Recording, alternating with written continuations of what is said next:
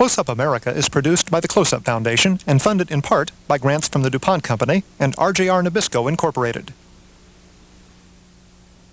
Good afternoon, I'm John Molesky. Welcome to Close Up America. This is a special edition of Close Up America. Today you're going to have a chance to hear and see high school students from different countries around the world in a discussion to promote international understanding. The high school students joining me here in C-SPAN's Washington studio may be familiar to those of you who watch our programs regularly. They are high school students from the District of Columbia, from Virginia, and from Maryland, who are regular participants on the Close Up Forum student discussion show. And I'd like to welcome all of you back to C-SPAN and Close Up. The students we're going to be talking to are in Brattleboro, Vermont, where Kathy Buckley of Close Up is standing by. Kathy, are you there? Yes, John. Hello, Kathy. What we're going to do now is give you a chance to tell us a little bit about the people who are standing by in Vermont to talk to us. Thank you. We're in the Brattleboro Union High School Library, and with me are students from the Soviet Union, Hungary, Japan, Germany, Chile, Mexico, Spain, and the United States. The students from the Soviet Union are folk dancers from Tbilisi, Georgia. They're in the United States traveling and sharing their culture through their dance. The Americans attend the Putney School and Brattleboro Union High School. The students from the other countries I mentioned are students of English at the School for International Training at the Experiment in International Living here in Brattleboro. Joining me here today are two of the organizers of the program. If you could come join me. This is Kathy Cadwell of the Project Harmony. Kathy, could you tell us a little bit about Project Harmony and our students who are visiting from the Soviet Union? Certainly, Kathy. Project Harmony was founded in March of 1985. Myself, David Kelly, a Montpelier, Vermont attorney, and Charles Hosford, an architect in Vermont, came together and we had an idea, a dream that we'd like to have American teenagers have the chance to send a message of peace through music to the Soviet Union. And we organized a student exchange program taking Vermont teenagers to the Soviet Union. And we've been lucky enough to have two groups of Soviet teenagers come into the United States. This group, which we're calling the Tbilisi Teenage Dance Troupe, is from Tbilisi, Georgia. That's the Caucasus region of the Soviet Union. They're going to be here for 2 weeks. They've just spent a very successful week in Washington and Boston where they've been performing to sellout crowds. Now they're with us in Vermont. We're here in Brattleboro, and they're going to be staying in Vermont homes, living with Vermont families, and they'll be here with us till the 29th of June when they fly back to Moscow. Thank you. Also with me here is Dee Dee Kern from the Experiment in International Living. Dee Dee, could you tell us about your program? Sure, Kathy. The students with us today are students from the Experiment's International Students of English Language program here in Brattleboro. This program has 6 different sites across the country. The Experiment also offers English language training for executives as well as youth adventure camps for 13 to 15-year-olds. All of these programs emphasize experiential learning and communicative competence and reflect the Experiment's overall goal of increasing international understanding through living and learning together. International Students of English is a program of part of the Experiment's worldwide network involving over 50 countries worldwide. All programs include citizen exchange, language training, refugee work, higher education, and development and training projects worldwide. Thank you both very much. Also here with me is one of the students from the Soviet Union, and ask you a few questions about your visit here. First of all, what is your name? ჩემი სახელი არის გიორგი. მე ვცხოვრობ ქალაქ თბილისში. I live in Tbilisi, Georgia. ქალაქის ცენტრში მდებარეობს პიონერთა სასახლის შენობა. Just in the center of the city we have a youth palace. სადაც მე ანსამბლთან ერთად ვცეკვავ. Where we used to go to dance with our friends. მე ანსამბლთან ერთად ვარ საზღვარგარეთ ნამყოფი. I've been to foreign countries already. ბულგარეთში, Bulgaria, პოლონეთში, Poland, იუგოსლავიაში, Yugoslavia, რუმინეთში. Romania. ქალაქი თბილისი არის ძველი დროის. Tbilisi is an ancient city. Thank you very much. In a few minutes, we'll be getting back to you with some more comments and questions. John, you have just witnessed how the translation will work today. Let me introduce our translators. Nana Gibradze, excuse the pronunciation, is traveling with the group, and she will be translating from the students' native Georgian. The students do, Russian is their second language, Georgian is their first language, and she will be translating from Georgian into English for all of our viewers. And our other translator is towards the back of the room, and she is Patty Winpenny. And the students will be hearing her voice. She is translating from English into Russian. And we thank you both for being with us today. Now let's go back to John Molesky in Washington. Thank you, Kathy. For the first portion of our program, we're going to split the program into 3 different areas. We'll explain them to you as we go along. During the first segment of the show, what we'd like to talk about are the cultural differences, societal, cultural, family, all the differences between the various cultures represented here today. We're going to begin with questions from our audience here in Washington. Melody, you've got the first question. Go ahead, please. Yes, I do. My name is Melody Elliott, and I'm from Upper Marlboro, Maryland. And my question is addressed to the Tbilisi dance group. Though I've never actually seen your dance, I've heard a lot of great things about it, and I've seen pictures. I was wondering if you could tell us some of the cultural history behind the dance. Okay, John, bear with us on the translation. Certainly. Who would like to answer that question? Yes. საქართველოს კულტურა და საერთოდ ხელოვნება ძალიან მაღალ დონეზე დგას. საზღვარგარეთ ყველგან კარგად ღებულობენ ამ ხელოვნებას, როგორც სიმღერებს, ასევე ცეკვებს. Georgian art is very old, and we always have good receptions all over the countries we travel. Thank you. John, back to you in Washington. Okay, Kath, thanks. I should explain to our viewers that we will have delays. You'll have to be patient with us. There will be some lag time in the time that the students have the Georgian, or the English, I should say, simultaneously translated into their ears, and then until they have time to figure out the question and turn around and talk to you, and then have that translated back into English. So as you saw from our first go-round, it will require some patience on your part. Let's go to our next question. Hi, my name is Daniel Sharfstein. I'm from Potomac, Maryland. And this, again, is addressed to the Tbilisi dance group. I was wondering, are you expected to pursue careers in dance? Will you be pursuing careers in dance?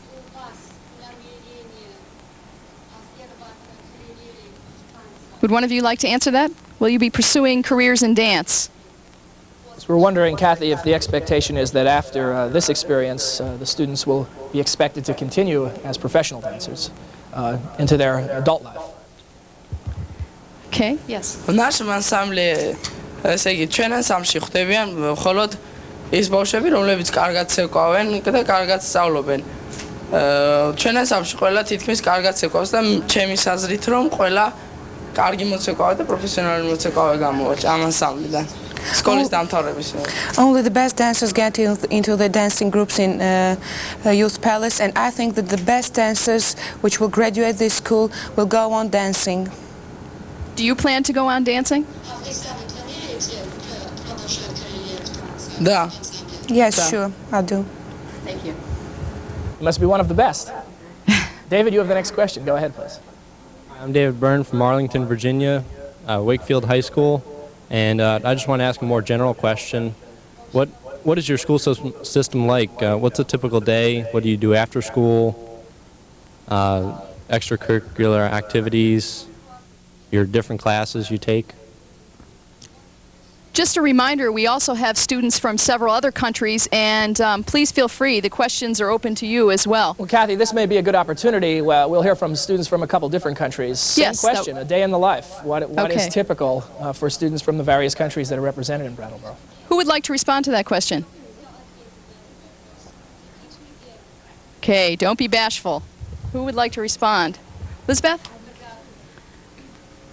Tell us your name and where you're from. My name is Lisbeth. I'm from Mexico City, but I don't study. You don't study? No, I work. What is a typical day like for you in your work life?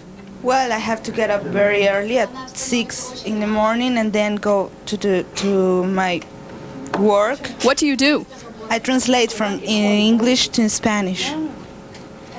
I translate consumer affairs, and that's what I do. Great, thank you. Somebody else want to tell us about a typical day in your life, in your country? Yes.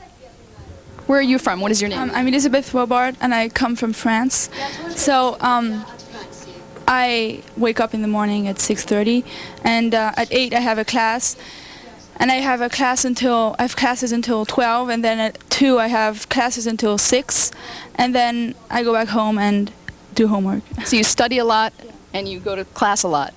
Yeah. Okay. Thank you. Anybody else would like to respond to that? Yes. Would you stand up? I'm Gloria Conta. I'm from Chile, and I just went out of the school last year. But when I was in the school, I went from 8 o'clock to 5 o'clock some days, and then I came to return to my home and do homework and have talk with my brothers, some things like this. It's nothing special. Thank you. John, it sounds like we have a lot of hard-working students here. Yeah, Kathy, I guess maybe a little later on, we were wondering specifically about how many years of school are required, for instance, in the United States, as you know, and many of our viewers, that kindergarten, then maybe first grade through 12th grade, then some expectation to go on to college, perhaps. Maybe a little later on we could have some of the students comment on how many years of schooling are mandated within their countries before they have the option, as the young woman from Mexico does, to work for a living. Not to say that you don't do a lot of hard work in school, Joyce. You have the next question. Go ahead, please. Hi, my name is Joyce Smaragdus, and I'm from Arlington, Virginia. I'd like to address this question to anyone that wants to answer. What do you guys do for fun? You seem to work awfully hard. Do you go to movies, dance, get together, night out in the town? What do you do for fun? I know you all have fun, so please don't be bashful. Tell us what you do for fun.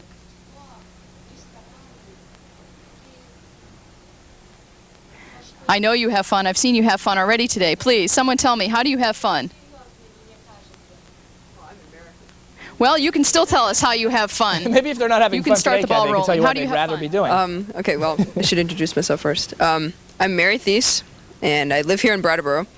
And probably most of what we do to have fun is probably the same things people in Washington do. We go to movies and spend a night out in the town, and anything we can find at the moment to do. Okay, one of our foreign students, how do you have fun?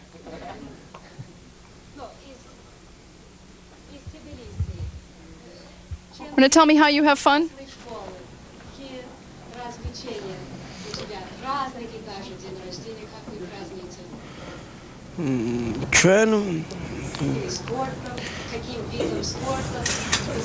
მე როდესაც სკოლიდან მოვდივარ When I come back from school, სწავლობ გაკვეთილებს და first I do my lessons. შემდეგ თუ რეპეტიცია გვაქვს მივდივართ And if we have to rehearse, we go to the palace. რეპეტიცია არა გვაქვს And if we don't, მივდივარ კინოში we go to movies ან თეატრში or theater.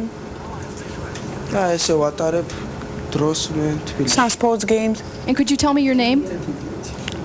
შენი სახელი ვთქვი. Could you tell me your name?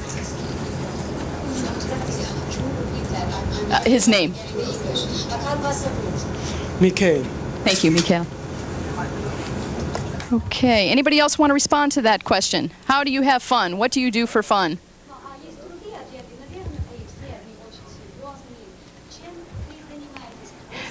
John, we'll take it, get it back Peter to has a Washington comment. now. Kathy, we have a comment here from Peter we'd like to. Okay. Good afternoon. My name is Peter Glasgow, and I'm from Rockville, Maryland. My question is also a general question. I'd like to know if anyone would like to say how they compare the educational system in their respective countries with that of the United States. Okay, who would like to respond to that?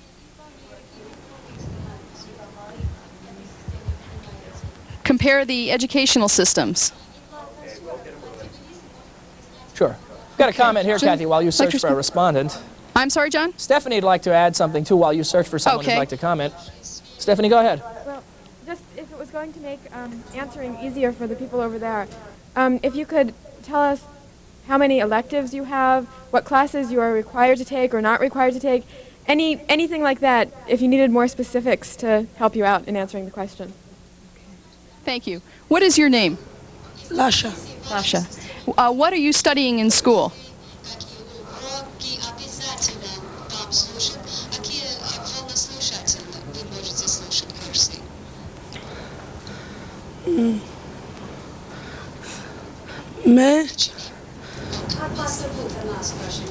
Lasha.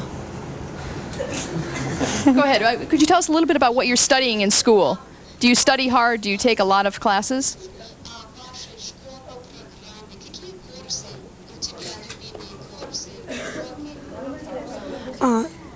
Historia. He studies history, Cartolian. Georgian language and literature.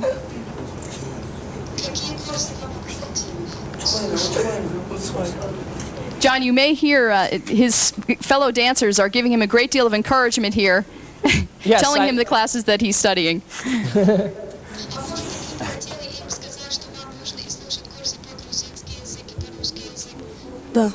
Okay, thank you. Okay, John, we'll go back to you. Okay, thanks, Kathy. I just want to let our viewers know that what you're seeing is not stage fright. The students are simply waiting to hear the translations in their earpiece before they can answer our questions and Kathy's questions. Just so you understand that. Jenny, you've got a comment or question. Hi, I'm Jenny Tasillo from Arlington, Virginia. And I have a question to all of the students there, too. I was wondering, I'm sure all of them came with perceptions of what our country would be like, and I wondered what differences they had found when they got here. Okay. This is something we were talking about earlier. What were your... Yes. I'm going to respond to that. Я знал, что это Америка очень хорошая. I knew that America was good. მაგრამ ესე იგი როცა ვნახე უფრო დავრწმუნდი რომ ეს იყო ძალიან But when I saw it myself, კარგი ქვეყანა I was sure that ძალიან კარგად შეხვდნენ it was fine and the children, we had good reception, especially at schools, and my impression is very good. Thank you. Anybody else like to respond? What were some of the biggest surprises the students had, Kath? Yes. Surprises, disappointments? What were some of your surprises? My name is Jimmy. მე ვიცოდი ამერიკაზე ცოტა რამ, მაგრამ როდესაც ჩამოვედი ამერიკაში I knew a little about America, but when I came to America and saw everything myself, ამერიკელები იყვნენ ძალიან თბილი ხალხი. მათ ვიგურეს ძალიან I know that now I know that Americans are very open-hearted and warm people and kind people, and I enjoyed my staying here, especially at schools. მე და ჩემი მეგობრები ძალიან დიდი ხარული და ძალიან დიდი We're very much impressed with the meetings with new friends, and we're impressed by New York. შემდეგ ჩავედით Boston. Then we came to Boston, and we had wonderful receptions there. როდესაც ჩვენ გამომიგზავნით ბოსტონიდან ჩვენი ამერიკელი ამხანაგები კიდევაც ატირდნენ. When we left Boston, our American friends were crying, and we too. And they made us sure that American people, and especially American children, are very kind. Thank you, Jimmy. Did somebody else have a comment? One of you? Okay. Thank you. Okay, yes, Kathy, John. thank you. We have a couple more comments here, and then what we'd like to do is give you an opportunity to ask some questions in this direction. Stephanie, go ahead, please. Hi, I'm Stephanie Engelstein, and I'm from Potomac, Maryland. And I wanted to ask the Soviet dancers a question about their own country. I'm sure we have incorrect perceptions of your country, just like you might have had some surprises when you came here. And I was wondering if you'd noticed any changes since Gorbachev came to power. We've heard about all these drastic changes in policy since then, and we wanted to know if it actually affected you there. Any changes in your country recently that you'd like to talk with us about? Okay, maybe that's a question you'd like to think about for a minute. Yeah, it may require some thought, Kathy, but it is a question we'd really like to hear an answer. So we will give you a chance to get back to that, please. If students in Brattleboro, keep that in mind. We'd like to hear your answers on that one. We'll give you time to think it over. Does anyone here have another comment? If not, we'd like to send it that way. Anne, would you like to say something? Okay. We're going to send it. Okay, I'm sorry. Jenny does, though. I'm sorry. I just had one more I just have one more question I wanted to ask the students in Brattleboro. I was wondering if, since the Soviet dancers are staying with families in Vermont, whether they had noticed differences in the way families interact here than in Georgia, because I know there probably are differences, and I'd like to know what they are. Jenny, apparently the students have not lived with the families yet. They'll be doing that later this week, so they may not have a response to that yet. They've been traveling a bit and performing, but they may have a comment on that later. Okay, we do have a question here to address to Washington. Yes. I'm Christopher Sirkin, and I'm right here from Brattleboro, Vermont. And I was lucky enough to have been able to travel with this high school to the Soviet Union this year. And before the trip, I was asked often, aren't you terrified about going to the Soviet Union? And so I would like to ask some of these Soviet dancers, were they frightened about coming to the United States, and why? Thank you. It's a good question. Somebody like to respond to that? Were you frightened initially when you came to the United States, or when you thought about coming to the United States? Yes. Please stand. We were not at all frightened and scared of coming. On the contrary, we were very glad.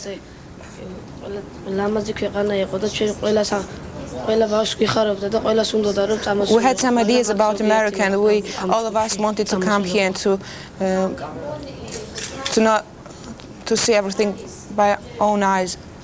And what is your name, please? My name is Lado Goksadze from Tbilisi, Georgia. Thank you. Anybody else care to comment on your initial feelings when you came to the United States? Someone from another country as well. Anyone from Japan or the other countries that are represented? Would you like to respond to that? Okay. Who else might have a question that you would like to ask of the American students in Washington? Who else has a question? I know you do. Okay, yes. My name is Kara Medved, and I too attend Brattleboro High School. And I was asking a general question of the students from Washington. Many of us in this group, we traveled to Russia, some of us more than once. And I was just wondering, are you planning on traveling to Russia? And what are your feelings on that if you do? Has anyone here been to the Soviet Union? Joyce? My sister went to the Soviet Union in March of this past year. She had an absolutely incredible time, and she's encouraged myself and my entire family to visit, to go again with her, and she can show us the Bolshoi, Leningrad, Moscow, Stalingrad. She enjoyed lots of different sites in the Soviet Union, and I'm intrigued by the Soviet Union and like to visit. For, its growth and its entire history. It's such a rich country in more than one aspect. Now, anyone else planning any trips to the Soviet Union? I know that some of you have traveled quite extensively.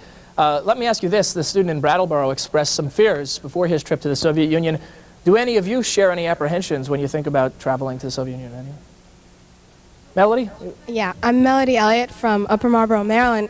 And also in response to that question and the previous one asked, our school is planning a trip with its history department, European history, to the Soviet Union if they can get one. And if I had the opportunity to go, I would definitely go. I think it's a fantastic opportunity, and I have absolutely no qualms about going there to visit. I think it would be a very rich experience, and it could be beneficial both ways. Our school took a trip to the Soviet Union. And although I wasn't able to go along, I know a couple of people that did, and everyone that I've talked to really enjoyed the trip and want to go back. And if there is a return trip, I've always wanted to visit the Soviet Union. Stephanie? I would also like to visit the Soviet Union. I have not been, but my parents have. But I think there's a lot less fear now than there used to be about going to the Soviet Union. It used to be that when my parents went, for example, people were really shocked to hear that anyone would want to visit the Soviet Union. But now, a lot of people, there seems to be a lot of interest in visiting and in trying to understand people better. I'm Peter Glasgow. John, we do have a student here with another question. Yes, sir, come here. We'll get to Peter's comment in a second. My name is Brian Hurst. I am also from Brattleboro. I went on the trip here to Russia. we were the first group from Brattleboro to go to Russia, and I was wondering how your school felt beforehand you were going to Russia. How did they feel about you going to Russia? Did they have different feelings about the Soviet Union? Do you have any previous misconceptions that are now taken care of and are solved by going to the Soviet Union? We're not, Kathy, none of the students here have been to the Soviet Union, in fact. Okay. Joyce's family has gone to the Soviet Union. Joyce, did they share any anecdotal stories with you of things they encountered that may have either supported or denied some of the preconceptions they went there with? Well, I think especially recently in the past 4 or 5 years, due to such programs as this one offered by Close Up, a lot of the misconceptions, a lot of the qualms and fears that were experienced before between the two nations are no longer felt. So, personally speaking, my sister had no fears, no qualms. She had heard some, rumors about the Soviet Union, but nothing to be taken seriously. And due to the efforts of the media and of our two countries, we are able to understand each other a lot better, which is very good. Okay, thanks. Peter, you had a comment earlier we didn't get to. We'll get to you now. Yes, I can't say that I'm going to the Soviet Union or have ever been there, but I would like to go one day. But I am going to Hungary over the summer, so if any of the Hungarian students would like Peter, to... I know we talked before the show, and I'm going to put you on the spot. We understand you speak some Hungarian, and Yes, I I think do. we have 6 people from Hungary in Brattleboro.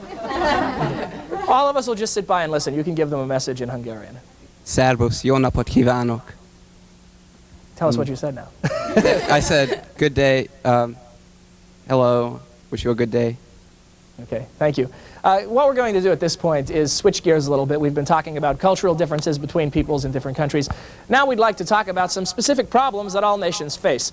We're not talking about perhaps a particular problem in your hometown or in your home state. We're talking about the types of problems that affect all nations. We'd like to hear about your global awareness, so to speak. What are the issues that you think are most pressing for all countries of the world? Problems that your generation will inherit if they're not solved by the time you get there. Kathy, let's start in Brattleboro this time. And if there are any students from whatever country it may be, we'd like to hear what they think are the most pressing problems facing the world, their nations and the world. Thank you, John. Yes, what is your name, sir? My name's Jason. I'm right from Montpelier, Vermont. And what are some of the pressing problems in the world that you see? Well, I was curious. I mean, I've been to Russia, and we've seen that they are making a real move to disarm. And that our country, and they've tried to stop nuclear testing, and that, they really want to disarm, and that our country hasn't done that at all, that they've repeatedly not answered their pleas for stopping the testing of nuclear weapons, or even to just go into negotiations unbiased. And that I was wondering, for those people that haven't been there, if they thought, as that you haven't been to the Soviet Union, if you thought that the Soviet Union was trying to move towards disarmament, and as the U.S. wasn't. Okay, maybe we should assess if there are some other world problems we can hear about here. Who else? What are some of the problems? Yes. Well, I think the main problem is the communication, because they don't have communication. Because where I am in the experiment, there I meet too many people of too many countries. And you learn about the other countries, and it's really good. And you said, oh, I thought it was another thing, and you really, if you know the others, you learn, and it's easier to understand him. It's really easy if you pay attention to the other. So communication among peoples. Who else? Yes. Your name, please? My name is Tristan. I'm from Vermont also. I think what we have to deal with also on a worldwide scale is an environment. I think, there isn't much talk about communication between the Soviet Union and the United States on environment, but we have lots to talk about. We've got, acid rain, we've got the ozone layer, which affects the whole world, and I think that's an issue that needs to be addressed in the future. Thank you. Anybody else? Yes. Yes, I'm Christopher Sirkin from here again. I think the largest problem that anyone in the world faces right now is the matter of trust. And from traveling to the Soviet Union, it's something that I became very aware of, because it's so easy to discredit different governments when we sit here and we read the papers. But to actually travel to a country and to see the people and to see how they act, it establishes a trust that I didn't have before, and I think that if that's something that we can promote, that would indeed solve several of the problems that we're facing today. Thank you. Any of the Georgian students like to address that? What are some of the world problems from your perspective? Yes. Would you like to stand, please? I'm not a Georgian. My name is Bia Duckworth. I'm from Vermont. I just want to say, to stress the fact that I think communication is one of the biggest problems. When I went to Russia, I found once I got there that I had basically no idea what Russia was about and what it was like. And I think it was a really incredible learning experience. Thank you. Anybody else? One of the Georgian students, would you like to tell us what you think are the world problems? Okay. Well, why don't we take it back to Washington, John? Okay, Kathy. We'd still like to hear from the students from the Soviet Union and some of the other countries. We'll give you some time to find some students who would like to share their opinion on just even perhaps how aware they are of problems that face nations, I should say. Or is their community the type of community that really is pretty self-contained and there's not a lot of discussion or thought about those things? We'd like to hear from that. We're very interested to find out. In the meantime, we're going to do a little poll of our audience right here and find out what you feel are some of the problems that all nations share, what are the ones that are most pressing, and then also if you would comment a little bit on global awareness. How are you aware of those problems? Are you very aware of those problems, or are you more concerned with problems here at home? Who would like to begin? Mike, you've got a mic, so give it a try. Well, I wanted to comment on the fact somebody brought up that communication is a problem and trust is a problem. And the two are really linked, because if you can have complete communication between two countries, then trust comes with the communication.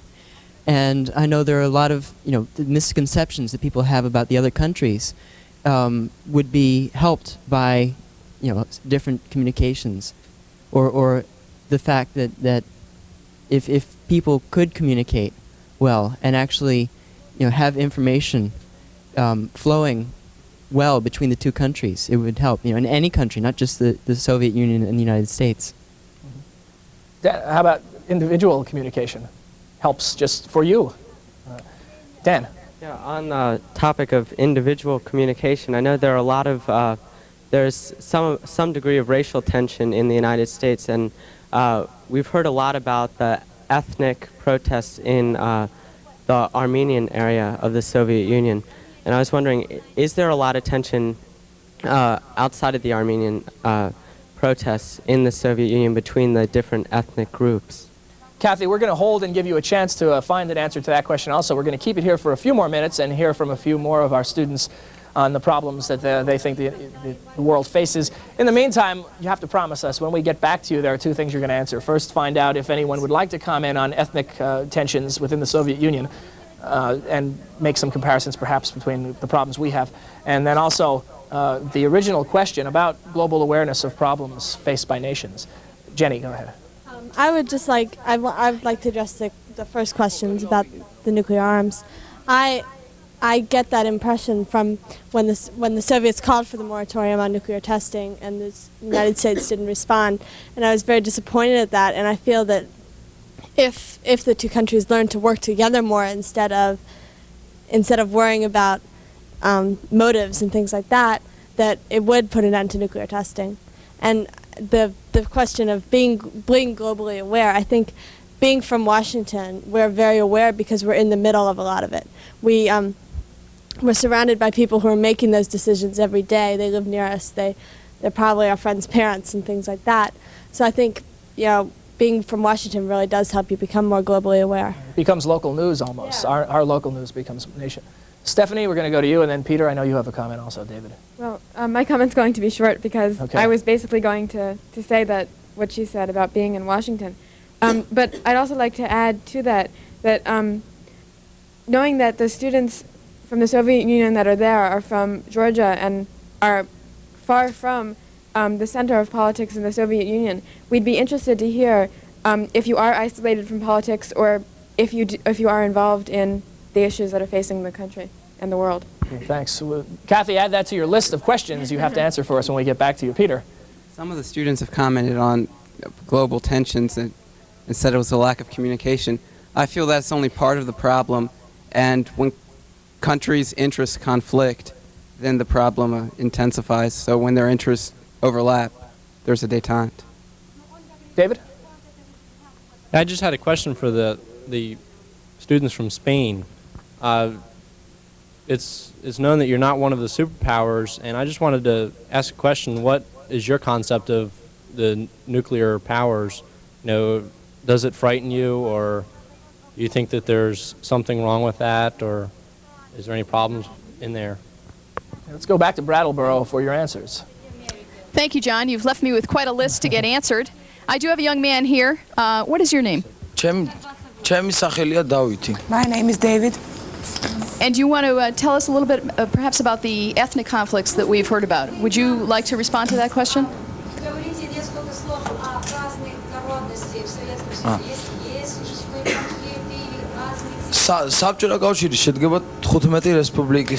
Soviet Union consists of 15 republics. And each of the republics will have different nationalities. In Georgia we have Armenians, Azerbaijans, and lots of other nationalities. 72 languages are spoken in Tbilisi. Thank you. Yes, there's a young man in the front row here who wanted to respond. Yes. Your name again?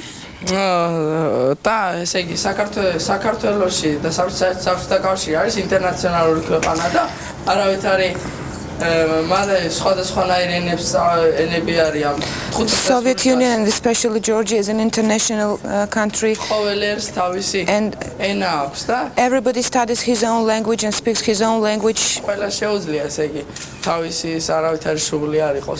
everybody can manage to live without any troubles. He can talk his own language and study his own culture as he likes. Thank you. Someone else have a comment they'd like to make? Yes, Chris? Yeah, thank you. I think this is a wonderful demonstration, this program right here of communication. Here we are talking instantly to Washington, and yet we have so many misconceptions about the Soviet Union, and I think this is a good demonstration of what we can possibly do to solve that. Thank you. Somebody else, yes. If you could stand and tell us your name. My name is Lutz. I come from Germany. I want to say something to the relationship between West and East Germany. I can travel everywhere where I like to go, for example to the States, and to Africa, to Asia, but I can't talk to my neighbors in East Germany because it's very difficult to talk to them. It's like another planet. And so they are talking about Russian foreign policy, and everything is nice and beautiful, but I'm not able to talk to I have no friends in East Germany. There are only relations between the older people, between East and West Germany, but it's not possible for a young person from East Germany to travel to West Germany. Perhaps because the East Germans are afraid that the East Germans stay in West Germany when they travel to West Germany. I think that's an important point. Thank you, Lutz. Somebody else? Comment? Okay, let's return to Washington. Okay, Melody, go ahead, please. Yes, I had another question addressing world problems. People have discussed nuclear armaments and communication, but what about the international problem of AIDS? I'd be interested in hearing what any of the students there from the other countries as to whether AIDS is a growing concern in their country as it is in this one. We may want to find out initially, Kathy, through a show of hands that you're in Brattleboro, how many students from the different countries around the world are very aware of the AIDS problem. Is it a problem that is as widely discussed in their nations as it is here in the United States? Thank you. How many of you are aware of the AIDS problem? If you could raise your hands. Are you very aware of the AIDS problem? Raise those hands high, if so. In the back of the room, are you aware of the AIDS problem? Okay, we look quite a few people. And who would like to respond to the question? Kathy, is it a majority of the countries? About we couldn't see all the hands, okay. 3/4 of the students are very aware of it. Okay. We'll take some comments if you've got them, too. Also, let me remind your students of another question that was posed by David. He specifically spoke to a student from Spain, and what he wanted to know, and I suppose any country other than the Soviet Union or the United States can answer this one, what the other countries who haven't been given the so-called superpower designation think about when they see this tennis match between the so-called superpowers over arms control or arms negotiations. What does it feel like to be caught in the crossfire? We'd like to hear about that. Thank you. What is your name, please? Zaza. My name is Azam. And what is your impression in your country? What is your perception of the AIDS problem?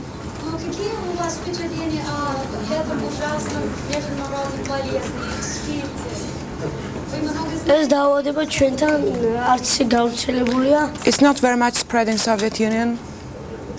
But everybody knows that it's terrible. And we'll try to overcome it. Thank you. Someone else care to respond to that? From another one of the countries, France, Spain. Kathy, is there a perception that the problem is worse in the United States than it is in other countries, particularly the Soviet Union? Is that the perception? Those of you who are not from the United States, do you think it's worse in the United States than it is elsewhere? How many of you think it's worse in the United States than elsewhere? Why don't you stand here for a moment? What is your name, please? Gaga. My name is Gaga. And do you think that the AIDS problem is worse in the United States than elsewhere?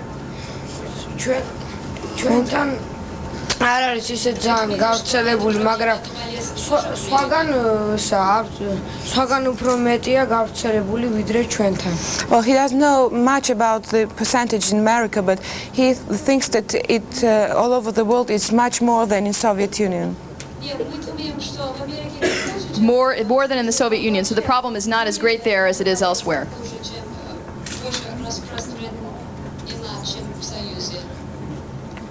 Average. He doesn't know exactly. Okay, thank you. Someone else care to respond? We've got some silent people back here. Could you stand here, please?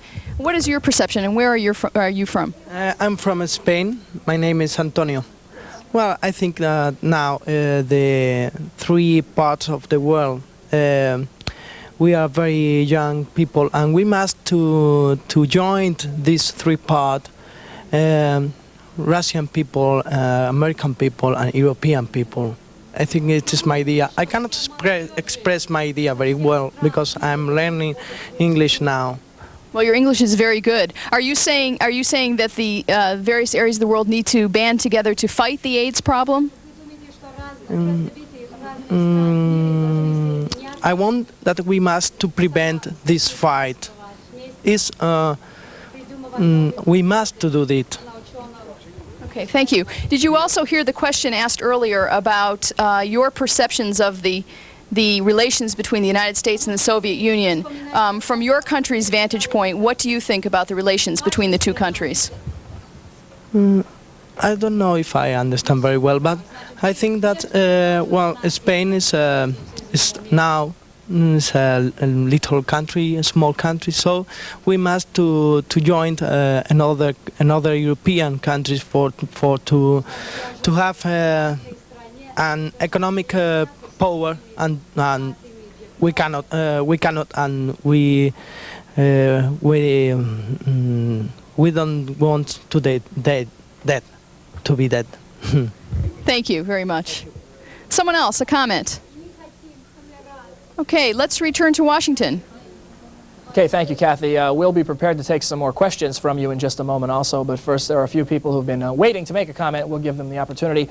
Todd, comment or question? Go ahead. I have a question. Have you been introduced yet? Have you been No. Introduce yourself. My name is Todd Gorin, and I'm from Washington, D.C., and I was wondering, do your countries have a drug problem, and what is being done about it? And for the people from the Soviet Union, what effect does glasnost have on your day-to-day life? Okay. Big question we've got for you, two-parter. First of all, the perceptions of the drug problem, well publicized certainly in this country. Is there a serious drug problem in the other countries represented today? And also, back to that question we had asked at the top of the show, Kathy, if there was someone who would like to comment on any perceptions of change within the Soviet Union. We're on the outside looking in. We have the sense that there have been changes due to Mr. Gorbachev's policies of glasnost and perestroika. We'd like to know if someone who lives in the Soviet Union has felt that impact on their day-to-day lives. Okay, we have a reluctant gentleman right here. What is the situation with the drug problem in the Soviet Union? Could you talk about that? And tell us your name first. Mamuka.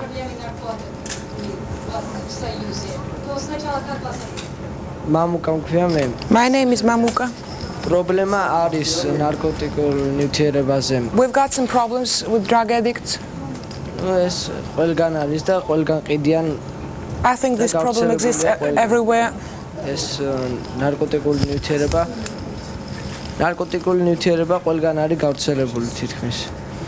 So it's spread all over the world, and we have to join our forces and to try to overcome this problem everybody together. One other question. Is your perception that there have been changes in your country with glasnost? We hear a great deal about glasnost. Could you tell us, have there been changes?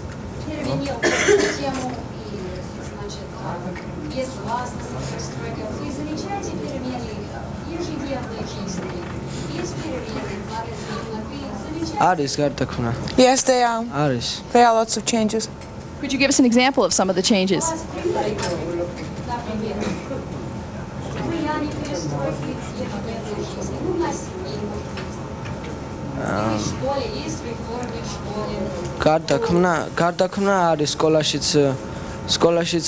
There are some changes in school systems in the Soviet Union. Some changes in school systems. In the school where you go, have there been some changes?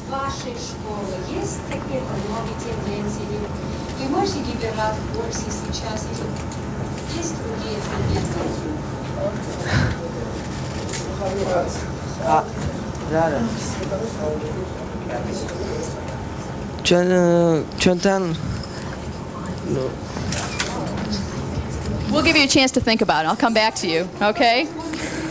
Kathy, I know we're up against it with a language barrier that is very difficult to overcome, but I know that there are some adults along from the Soviet Union. We'd be more than willing to hear from an adult also on the question of changes based on glasnost, perceptible changes for the Soviet John, I do have a young man right here. Okay, thanks. Would you like to?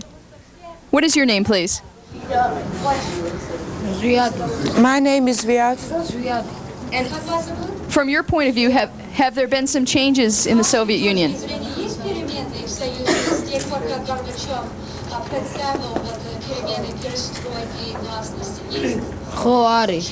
Yes, there are changes. Could you give us some examples?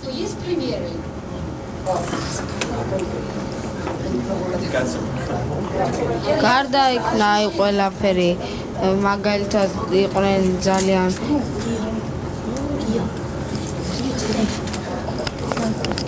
I'll come back to you one moment. We've got a friend of yours here in the front row who is jumping out of his seat to tell me something. Yes.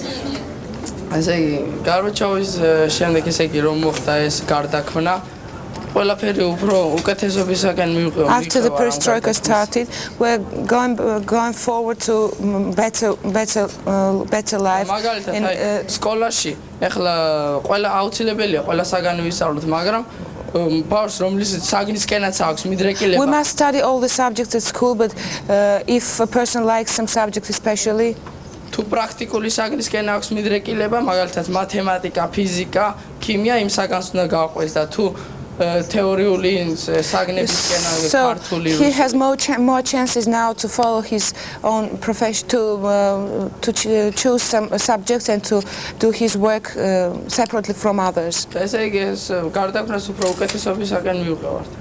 And we think that perestroika is doing us much good, giving us much good. Thank you. Yes. Do you have your name, please? My name is Jimmy. And you had a comment for us. რაც ჩვენთან გარბაჩოვმა შემოიღო გარდაქმნა მით უფრო უკეთესობისკენ მივყავართ ამას მაგალითად სკოლაში ჩვენთვის აუცილებელია ვისწავლოთ აუცილებელია ვისწავლოთ და So there are many changes in school system also. ვიყოთ ვისწავლოთ და ვიყოთ So, and besides, there were lots of problems with people who drank a lot, and now we have less people drinking.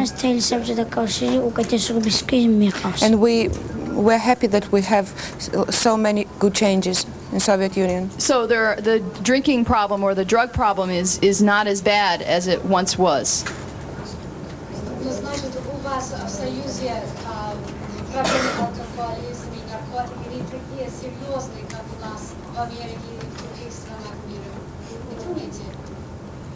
I know, not as serious, Not as serious. as it in America or in other countries. No. Okay, thank you. Anyone else? A comment? Yes, sir. Go ahead, please. You could just. Замечание меня нет, но скажу вам такую вещь. Знаете, почему вот... Вы можете, простите, вы можете на грузинский и Нана может на английском языке, чтобы легче. შემჩნევები, რა თქმა უნდა, არ მაქვს, მაგრამ საქმე შემდეგშია. ეს ბავშვები მოცეკვავეები. These children are dancers.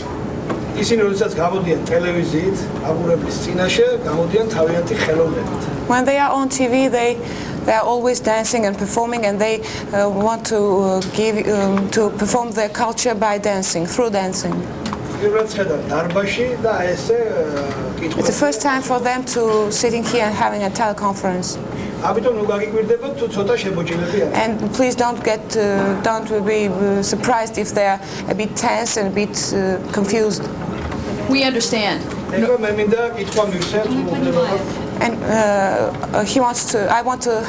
I have a question for the. საქმე იმაშია, რომ თქვენ მოგეხსენებათ 29 მაისს მოსკოვში ერთმანეთს ხვდებიან. You all know that May 29 is a day for meeting for President Reagan and General Secretary Gorbachev. ამერიკის პრეზიდენტი რეიგანი. აი მე მინდა საერთო კითხვა დავსვა. I have a general question. იმედით შევყურებთ ამ დიდ აქციას. Well, look with great hope to this meeting. And we believe that it will be a serious step on the way of disarmament. Thank you. I have a question.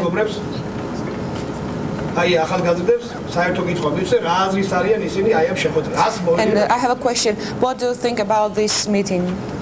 Thank you. Would someone in Washington like to respond to that? What do you think about the upcoming summit meeting? Yes, thanks, Kathy. Let's go. Let's start right here with Dan, and then we'll go back to Jenny, and we'll get to you. Go ahead. Well, I think that the summit is a very good way to make more substantial gains in nuclear arms control, and I also think it's a way to get some, liberalization on the American side for nuclear arms and liberalization on the Soviet side. More freedom for Soviet Jewry, that's one thing, and human rights liberalization. But I think that the United States is also in a much better position because of the summit. You have high hopes for this summit? Yes, I have very high hopes for this. Jenny?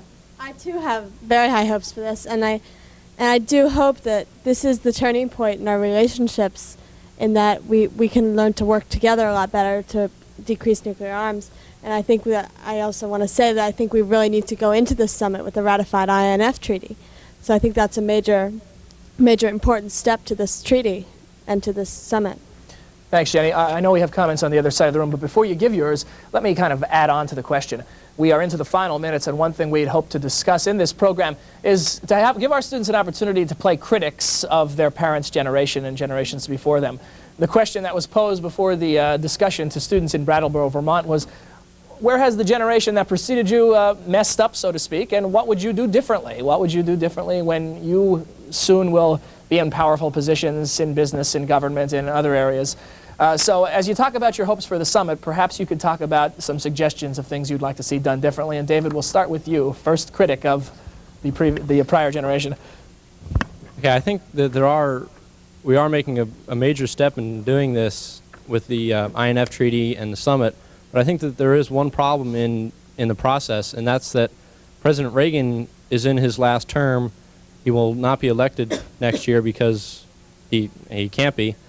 But I think that one of the things that we can do to cross over that bridge is to prepare ourselves for a new president in the summit, and not just to negotiate what President Reagan and Gorbachev can do to eliminate nuclear arms, but what we can do so that we can have a new president step in and take it from there and not have to start all over from step one. Thanks, David. I'm sorry to rush you, but we have about 20 seconds for each of you, so we can give them some time in Vermont. Ann, we'll start with you. A quick comment on what you'd like to see. I think that our parents' generation was too content with the small world idea and did not seek to break the misconceptions that surround the nationalities, and I think that our program and the summit are important steps in breaking away from those stereotypes. We've got to look beyond the boundaries of our countries Yes. for its answers to problems. That's exactly what Jenny I was says going to say. ditto. I was exactly going to say that we have to become less country versus country and become more of a world than countries who happen to be on the same planet. Very quick comment, Todd? Yes, I feel that we have to become just less paranoid about the other country, and we have to learn to trust each other more often and communicate more. Peter, go. When General Secretary Gorbachev was here last December, he shook hands with Americans. I would like to see Mr. Reagan shake hands with some Soviets. Mr. Reagan, if you're watching, Peter has a suggestion for you. Let's go back to Brattleboro, and you have about a minute to share some of your thoughts with us. Yes, ma'am. My name is Anna Maria Pinter. I'm from Hungary. And first of all, I'd like to respond to the guy who said he was learning Hungarian. And I'd like to tell you that we are really happy about it. And we are looking forward to guests coming to Hungary because it's a lovely country. And I think these are the personal relationships which can be very, very important between the countries. Thank you. Thank you. Yes, ma'am. My name is Ellen, and I'm from Vermont. I'd like to add on to that by saying that little school groups where students meet each other adds to breaking down the stereotypes, which is the problem. Thank you. And one last comment here. Yes, sir. Hi, my name is Kevin Walker. I'm from Vermont. I was in the Soviet Union in February, and I was struck by the propaganda there that was geared only towards peace. Everywhere you looked to was mirror this, mirror that, and I'm very happy that they have that attitude there, and I wish we could adopt something more like that. And I'd like to say, Ya hachu mira, which is, I think, Russian for I want peace. Thank you. We certainly hope so. Now let's go back to John. Okay, thanks. We are just about out of time. A program like this would not be possible without the help of many individuals and organizations. We can't thank all of you, unfortunately, but we're going to mention some of the organizations who made it possible. The Experiment in International Living and, of course, Project Harmony, the Brattleboro Union High School, the Putney School, of course, our translators, who you heard throughout the program, WNNE Channel 31 from White River Junction, Vermont, for providing production from Brattleboro. And, of course, thanks to all of our students, both here in Washington and in Vermont. We hope you enjoyed this edition of Close Up America and that you'll join us again soon. Until then, for Kathy Buckley in Vermont, I'm John Molesky in Washington, D.C. Thanks for watching. Go ahead. Go ahead.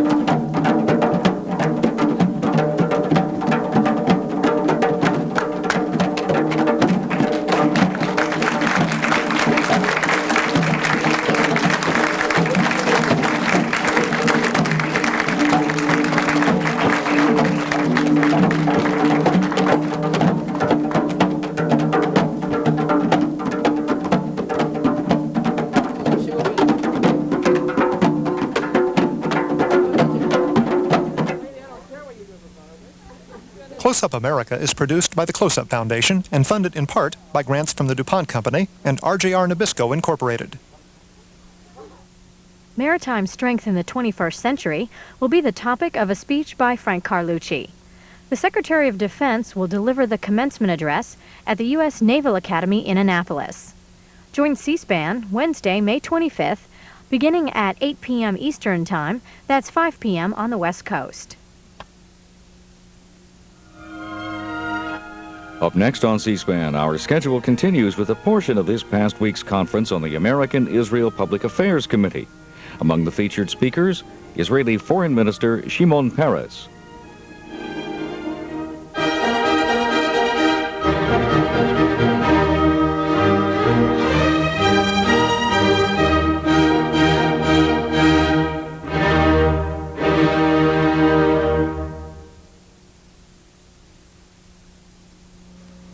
Foreign Minister Shimon Peres, my colleague Bennett Johnston, all of my colleagues in the Congress, certainly delighted to be here with everyone tonight.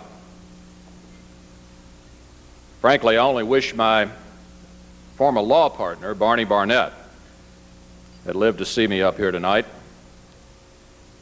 He was a great friend of Israel, of Kentucky, a member of AIPAC, and an old friend. As many of you know, we lost him in December. Barney was Jewish, and he was a Kentuckian. I once heard him say, there's only one race greater than the Jews, and that's the Derby.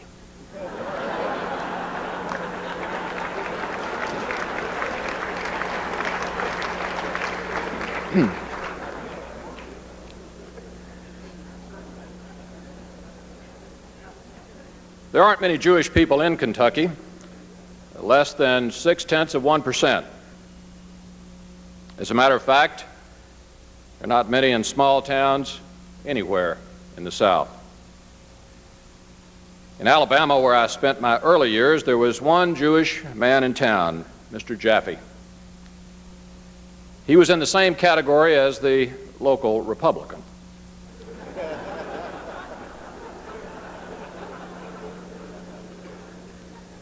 Actually, we were unusual for Southern communities. We actually had a Republican Party, but he died when I was 8.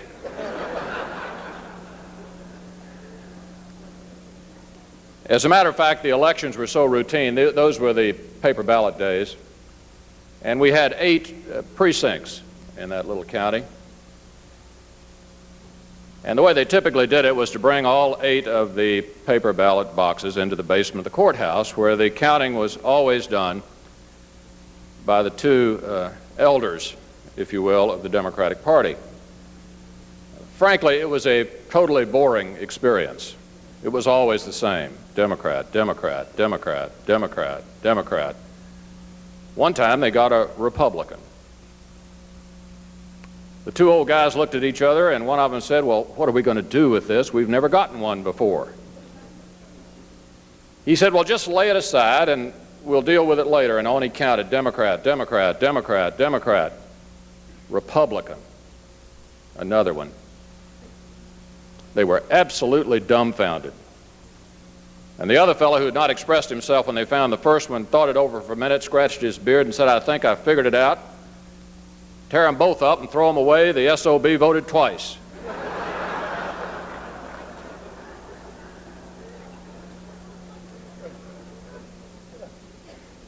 Now, Barney always loved that joke. Obviously, I would have asked him what he thought I should talk about tonight. And as sure as I'm standing here, I can hear him saying, well, they're going to be suspicious because they don't know you. They're going to think you're just another politician there to get your snout in the trough. And if I were you, I would probably think that as well. But as Bubba indicated, I arrived here without pro-Israel political support, and I suspect I could get by without it in the future. Certainly I'm not here because there are a lot of Jewish voters in Kentucky. I guess you could say I'm here because I happen to think that Israel is important.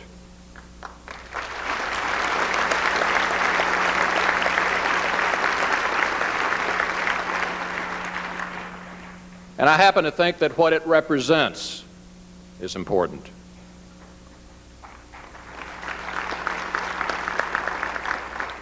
And let me add something that will sound especially strange coming from a Southern Protestant. I think the Jewish experience is important.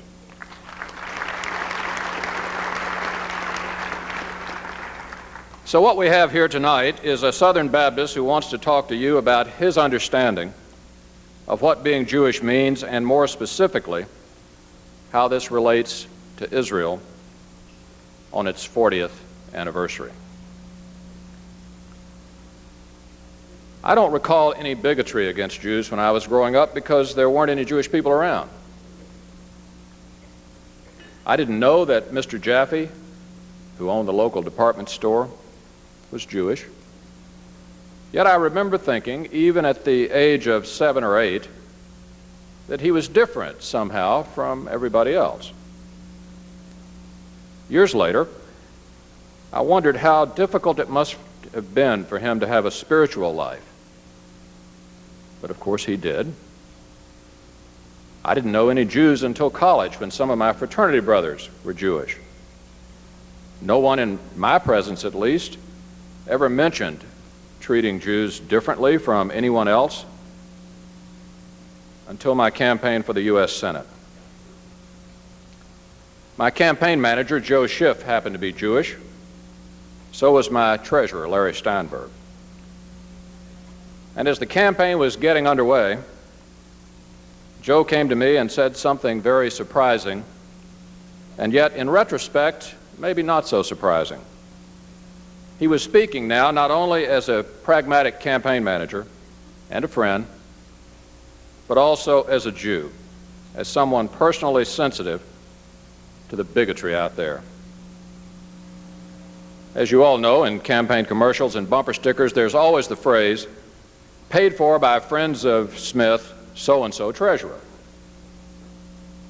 Joe very calmly and seriously said to me one day, "Mitch, you know, it could be a mistake to use Steinberg on all the campaign material."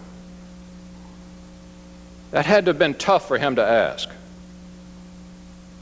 That question was the result of millennia of the Jewish experience. My answer: if Larry does the work, Larry gets the credit. That incident, of course, has stayed with me.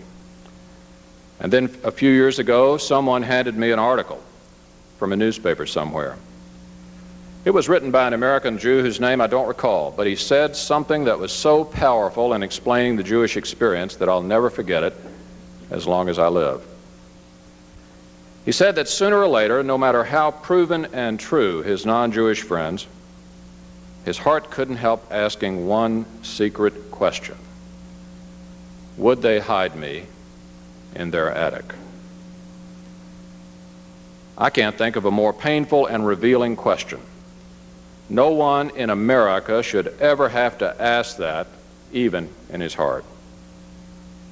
No one in America should ever have to wonder if it could happen here. I think Robert Frost explained part of the meaning of Israel to Jews when he wrote, "Home is the place where, when you have to go there, they have to take you in." And apart from the obvious biblical, spiritual, and visceral bonds, if I were Jewish, that is what Israel would mean to me.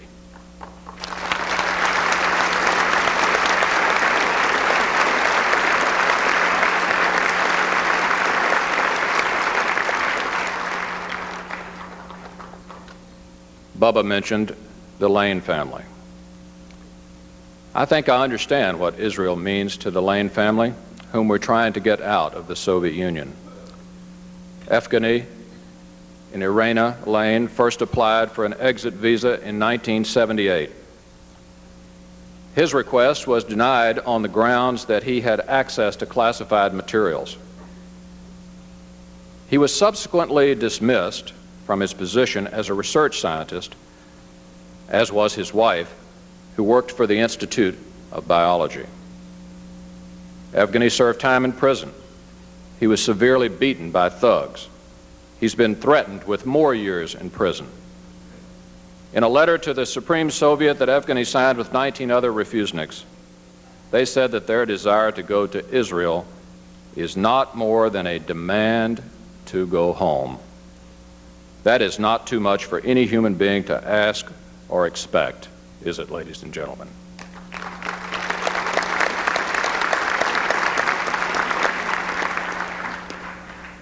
One Israeli said, "Anywhere else I feel I am at the mercy of the government. I want to be in a country where I can defend myself when I am attacked."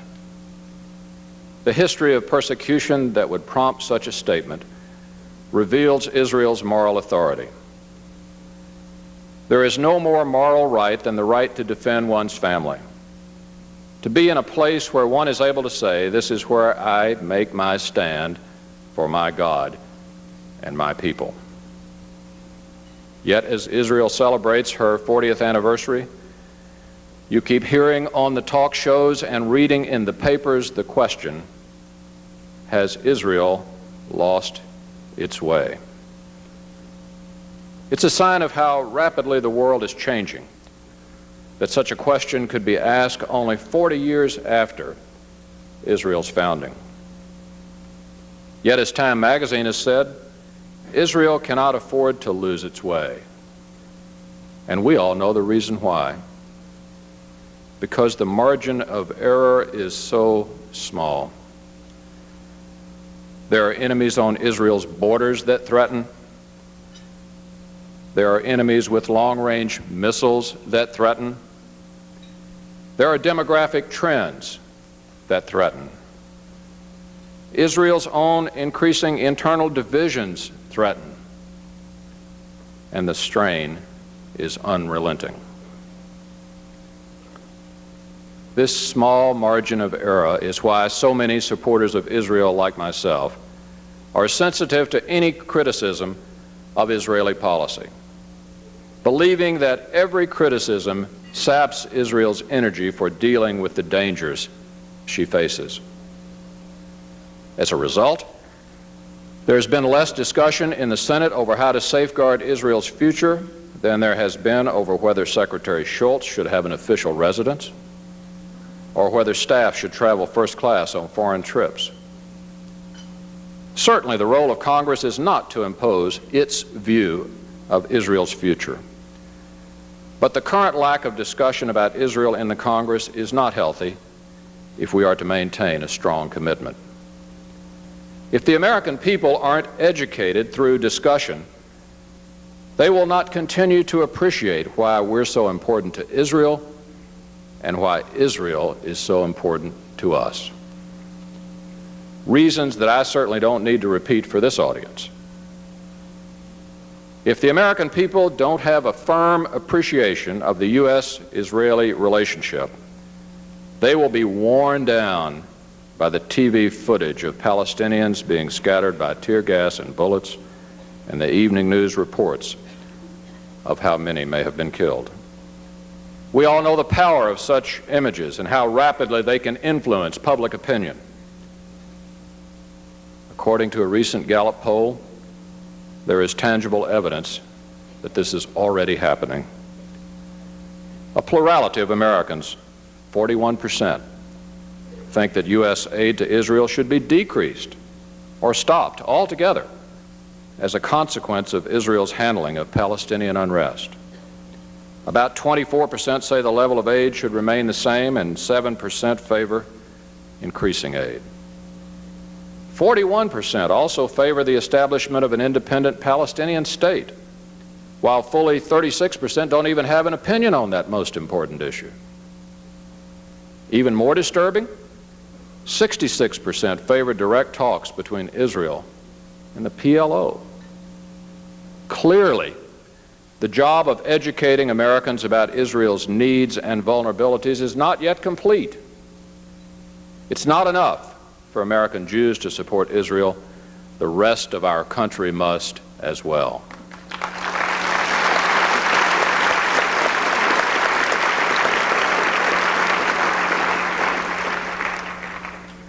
Israel is caught in controversy right now. The reaction of many of her supporters is like, as we say back home, a jackrabbit in a Texas windstorm, just hunkering down until it all blows over. But as the Gallup poll indicates, just hunkering down won't work, and it isn't blowing over. I know how hard it'll be to open the discussion, but ladies and gentlemen, Israel is worthy and therefore worthwhile debating. The American people must understand what is at stake. They must understand that Israel is a country very much like the United States, built on an idea, built by people from many lands, both nations of dreamers. David Ben-Gurion said, in Israel, in order to be a realist, you must believe in miracles. Thomas Wolfe said, America is the one place where miracles not only happen, but where they happen all the time. So, ladies and gentlemen, would you please rise and join me in a toast?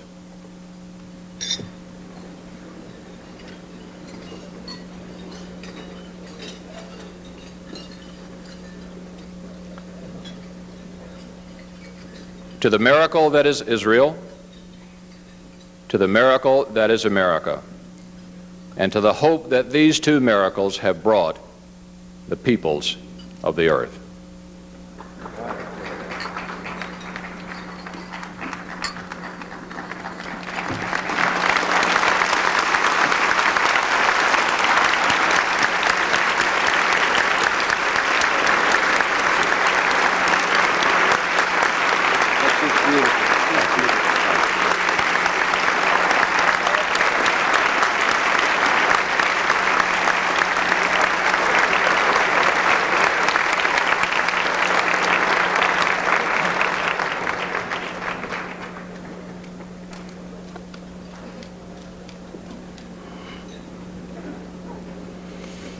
My name is Shelley Baychok, and I'm from Baton Rouge, Louisiana. That must be my synagogue building committee.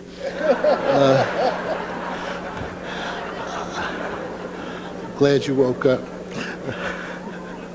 I must be the only one at this table, other than non-members of AIPAC, that's not a vice president of AIPAC. But I just happen to have a friend who's important and dropped in for dinner tonight. So I met Bennett Johnston in 1949. Hard for me to say that. It sticks in my throat. It's been so many years. When he and I attended C.E. Byrd High School in Shreveport, Louisiana.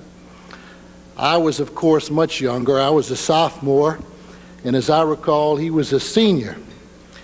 He was a quick scat back who played the position of right halfback on a newly installed T formation, a revolutionary new formation, on the Byrd High Yellow Jackets. And that year, 1949, lives forever in the memory of those who attended Byrd High School because we won the state championship.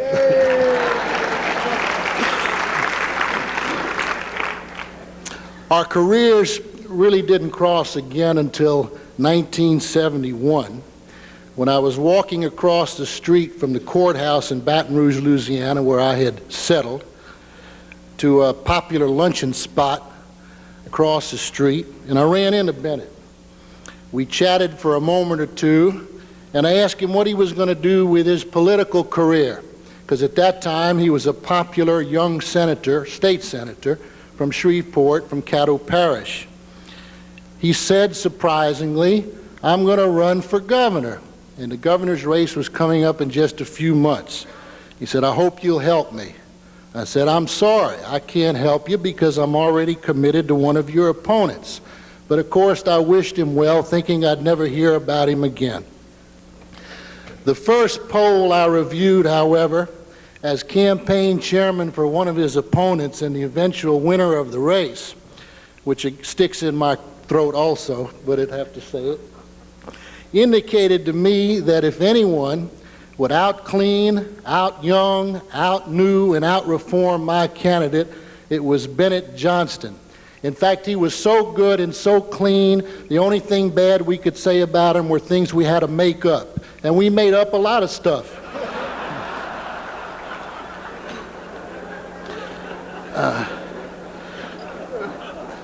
If you come to Louisiana and spend some time during a political campaign and go through our graduate school of politics, you'll learn how to make up stuff too. Anyway, J. Bennett Johnston wound up in a runoff with Edwin Washington Edwards for governor, and in what turned out to be one of the closest, hardest fought battles, even in that great battleground of Louisiana, Edwin Edwards edged out Bennett Johnston by less than 5,000 votes with over 1 million cast. And I suspect that those less than 5,000 probably believe some of the stuff we made up. That's the only race I know of that he lost.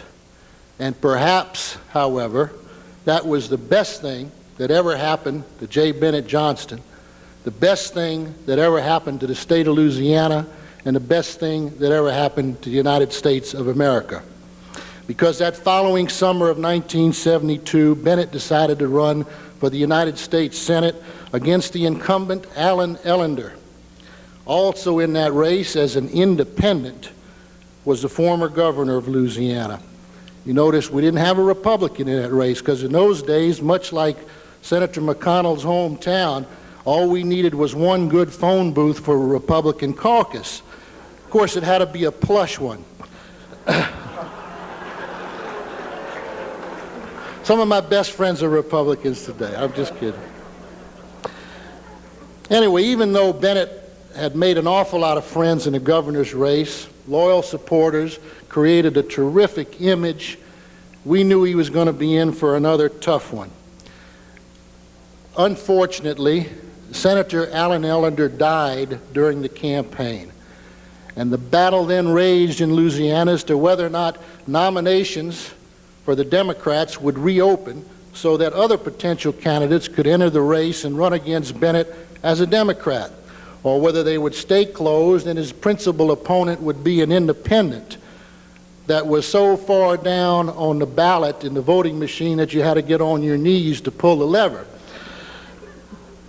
Anyway, I am proud to say, finally, that I led the fight in the Democratic Party of Louisiana to keep the nominations closed and persuaded the then governor and Bennett to meet one Saturday afternoon at my home, bury hatchets, and create a new alliance, at least for that race. The rest is history. Bennett has become the senior senator from Louisiana and a viable candidate now for Majority Leader of the United States Senate.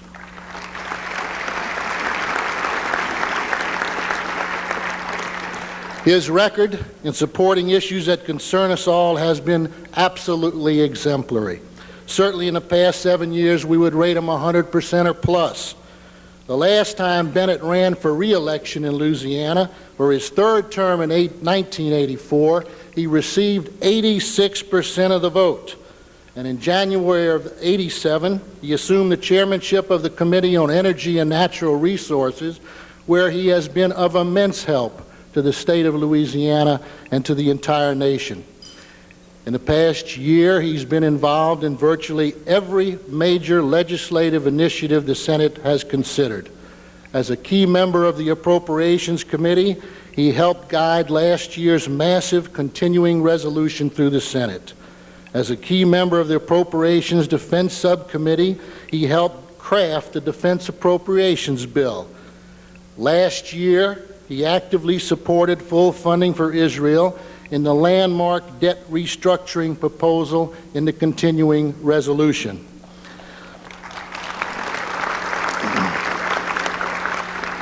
He promoted key elements of the U.S.-Israel strategic relationship in the Defense Appropriations Bill. He has been consistent in opposing the sending of sophisticated arms to Arab states who refuse to recognize Israel.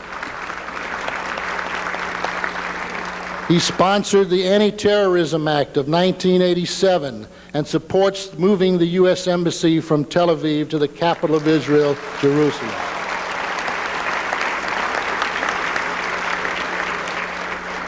He is held in high esteem by the Jewish community of Louisiana who know him best. He wears well. The longer you know him, the more you understand his savvy ability as a legislator, an astute politician, and above all, a human being. It's all too easy to observe a member of Congress supporting Jewish causes and Jewish aspirations when they coincide with a large and influential Jewish constituency. It's something else again when the senior senator from Louisiana, with our meager but outspoken Jewish population, steps forward and speaks out and votes for the best interests of this beloved nation and the state of Israel.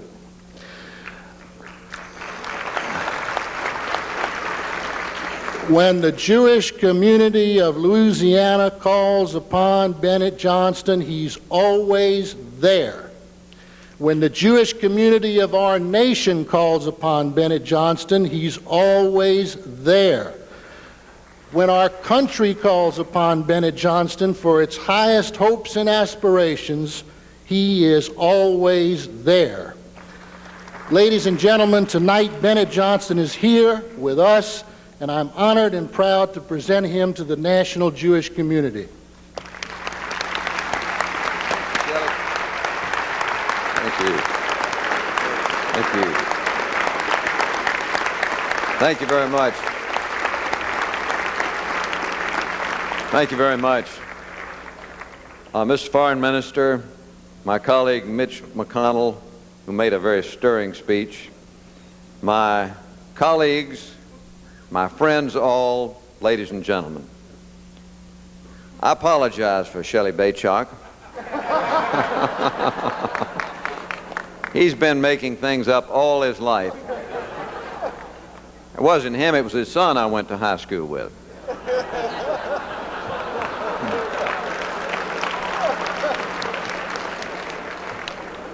But really, that introduction, Shelley, went on about 13 minutes by the clock. It reminds me of that introduction given once at the Waldorf Astoria right after the turn of the century for William Howard Taft. You remember William Howard Taft was President of the United States, also Distinguished Chief Justice of the United States. Notable also by the size of his girth. He weighed in at about 300 pounds. And he was being introduced at this banquet, much like this, at the Waldorf one evening by Chauncey Depew, who was a senator from New York. And Chauncey Depew went on and on and on. The crowd thought he would never finish, just like Shelley. And as he got to the peroration, he said, "Ladies and gentlemen, let me give you a man pregnant with integrity, pregnant with courage, William Howard Taft." And the crowd went crazy. They jumped to their feet. The rafters rung. After a while, William Howard Taft ambled to the microphone and said, "My friends, when my term has come,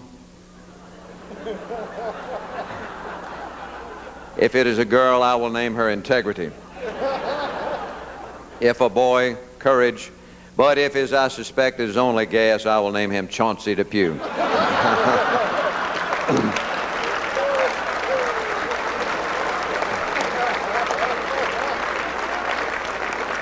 Now, Shelley, there is a message in there for you somewhere.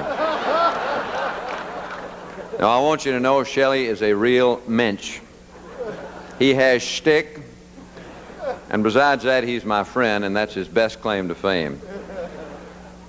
We share a lot of things here tonight, you friends with AIPAC and me. First, common supporters. Shelley said that my support for Israel was entirely based upon a political conviction, and it is, except he really minimized the role of the Jewish community in Louisiana. Don't you ever believe we have a tiny, non-powerful, non-influential Jewish community in Louisiana.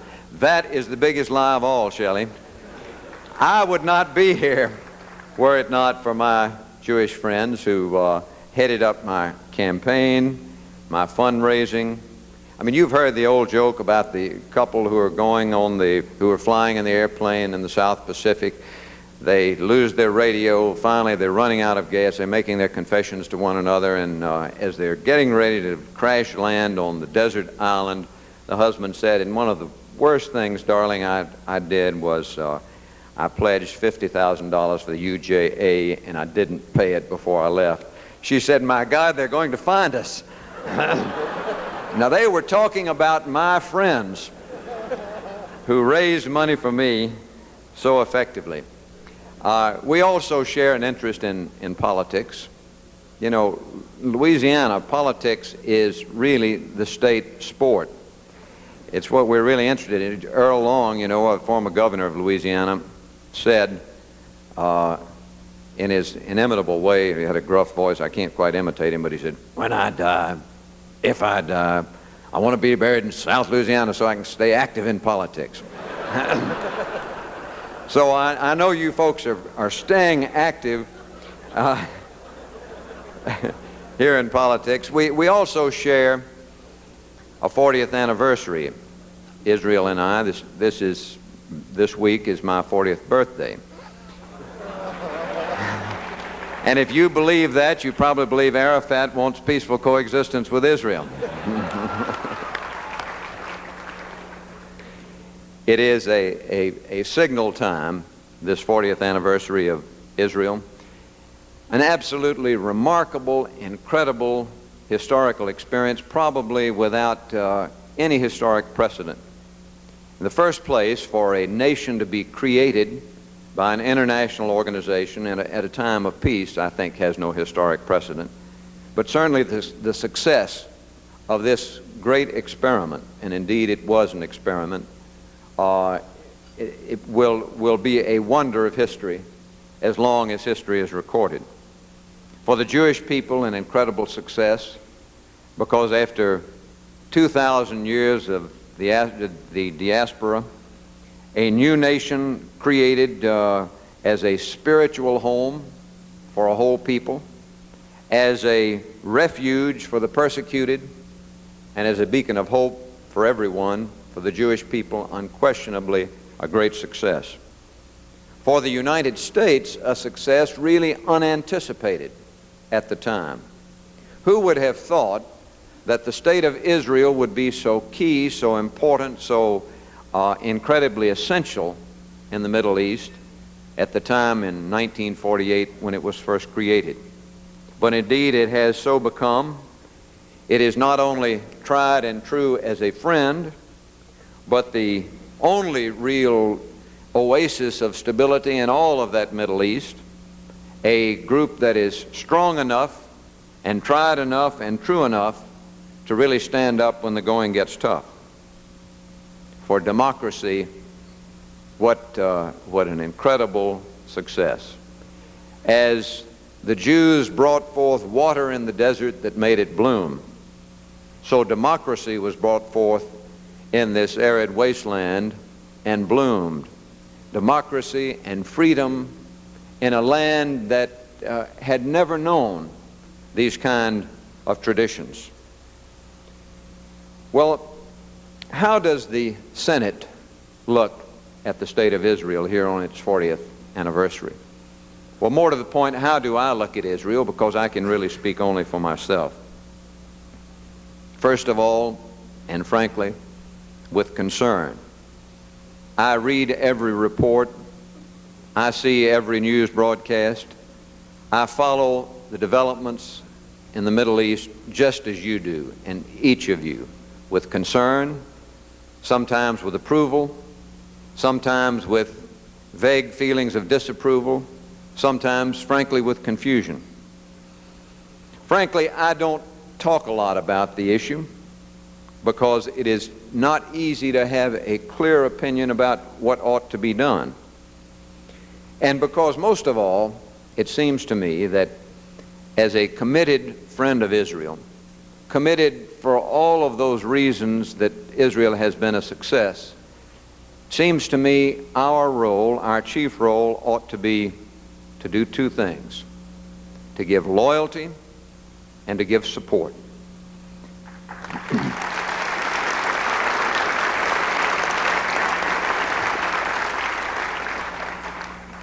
Israel gets more than enough advice from, frankly, from the Jewish community. It's one of the great strengths of the Jewish community, to be open, to voice one's opinion, and I think it's healthy, as a democracy is healthy.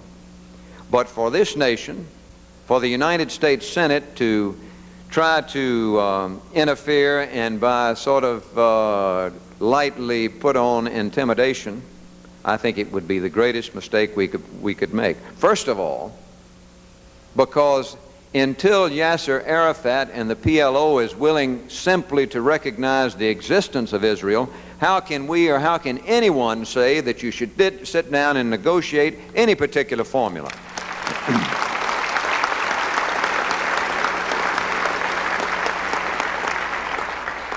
And secondly, we know it won't help, and it shouldn't help for summer soldiers to come in and try to advise Israel on this complicated situation. After all, it is Israel's survival. It is the survival of each and every citizen of Israel within those narrow borders, within those close confines, to try to work out a system that will work with their neighbors. It is not up to the dilettantes to advise on what is the best formula. I'm reminded of what H.L. Mencken said when he said that for every complicated problem there is a simple solution, and it is always wrong. And a simple solution for Israel would for sure be wrong. And I remember that example of Iran. All of us remember Iran. Yes, the Shah, and yes, Savak was bad and worthy of criticism, and yet most people believed that some change should be made.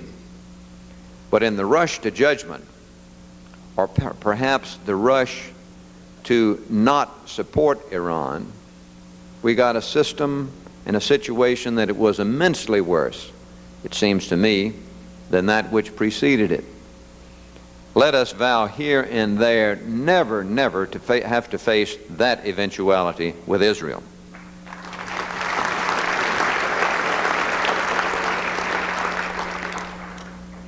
Finally, if I may turn my attention just briefly to the subject of the Soviet Union, may I tell you just a few words about a trip we just took. 11 colleagues and I from the Senate Energy Committee went to the Soviet Union for 10 days.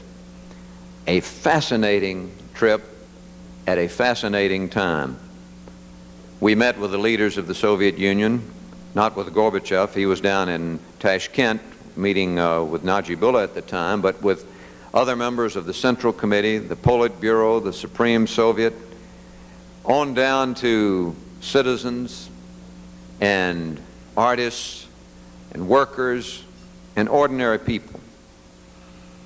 There is indeed something new and different and perhaps revolutionary going on in the Soviet Union.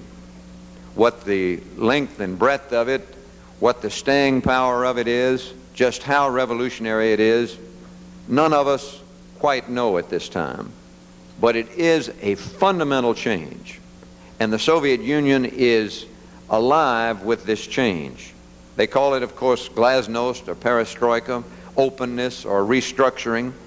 They are restructuring the country. They are opening the country.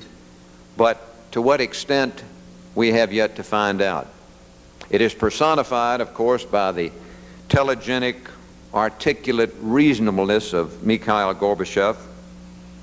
It's demonstrated in frankly, the warm hospitality with which we were received.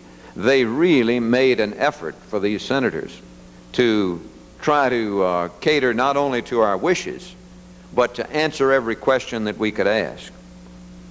This change is fundamentally manifested in the INF Treaty, which after all was a proposal that Ronald Reagan gave to the Soviet Union over 2 years ago and was flatly refused, now is accepted, with a START treaty, Strategic Arms Reduction Treaty, which is seriously being negotiated by the Soviet Union, with on-site inspections, which for decades have been flatly refused by the Soviet Union and now are being accepted, with a pullout from Afghanistan, which can be seen on television today, something we thought was not possible, at least not in this short period of time. And yet the evidence of Soviet paranoia and distrust continues unabated. First, it's shown in the offensive deployments in Eastern Europe.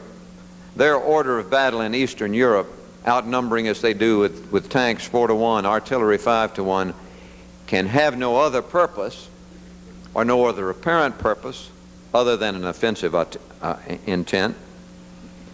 Clumsy things like the secret searches of our luggage and the ubiquitous evidence of this all-powerful state which takes away freedom and the joy of life is evident everywhere. Anyone, by the way, who has not been to that country should go, and go as we did through the stores, and see not one product, not one worthy of buying, other than maybe a fur hat, which the animals made, or caviar, which the fish made. Honestly, not one product. There's just no joy in the life there. And then, most of all, it is apparent through the lack of human rights. We, in each one of the cities we went to, Leningrad, Moscow, and Kiev, we met with refuseniks. Mostly Jewish refuseniks, but some who were not. All who were denied basic human rights. Over 68 refuseniks we met with, individually and groups, and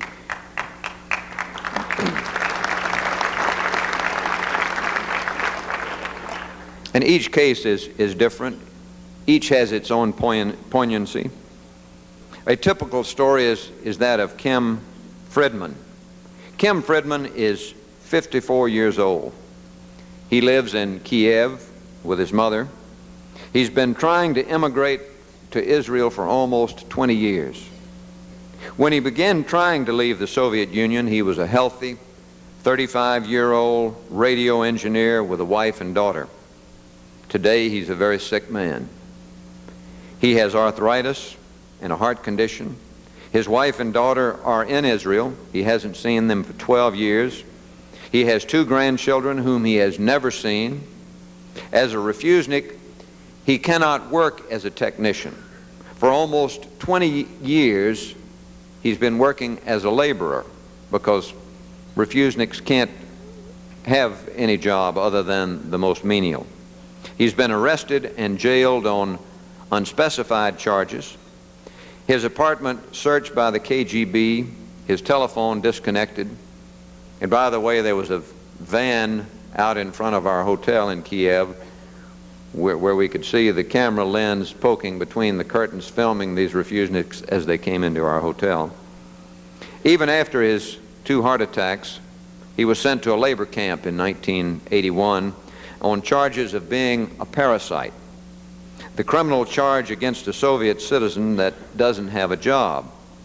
Now, the problem is, you see, you can't work because you're a refusenik, and because you can't work, you're a parasite, and they send you to prison. At least they did with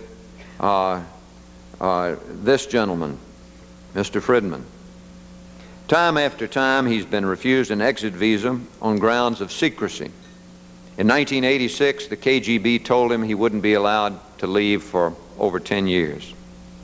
His mother has had permission to leave since 1972, but she won't leave him behind. She too has a heart condition and is very frail. The irony is that there is no technical information dating from 1969 that hasn't been outdated. He simply doesn't know any state secrets. There is no real reason for him to leave, but he continues to be refused. That's a typical story that we heard from these 68 refuseniks, and we would divide up into groups and speak to them. A couple of hours in each city. It is a long time, but each story merits listening to. A few conclusions. First, the reasons given in each case for not letting them immigrate were all bogus. Those are not the reasons. We know they're not the reasons. The Soviet Union knows they're not the reasons. What is the Soviet real concern? I don't know. We can only guess. They speak of brain drain. That can't be so with someone as sick as Mr. Friedman. They speak of, well, they don't speak of it, but we thought perhaps that they think if they let the barriers up for some, that everybody in the Soviet Union would want to leave. Maybe there's some truth in that, but one thing is clear: they can let a lot more people go than they have. As you know, only about 10,000 are able to immigrate now, whereas it was 51,000 in 1979. This much is clear. We must keep up the pressure, not in a self-righteous way, not in a peremptory way, but steadily, consistently, reasonably. That pressure will pay off, because with official after official, Yakovlev, Velikov, and others, you could see that it was getting through. And again, we were not trying to be self-righteous. If glasnost is a fundamental change in the Soviet Union, if it is that revolutionary change of heart that we all want and seek and pray for, then one thing is for sure: it must include a change in human rights.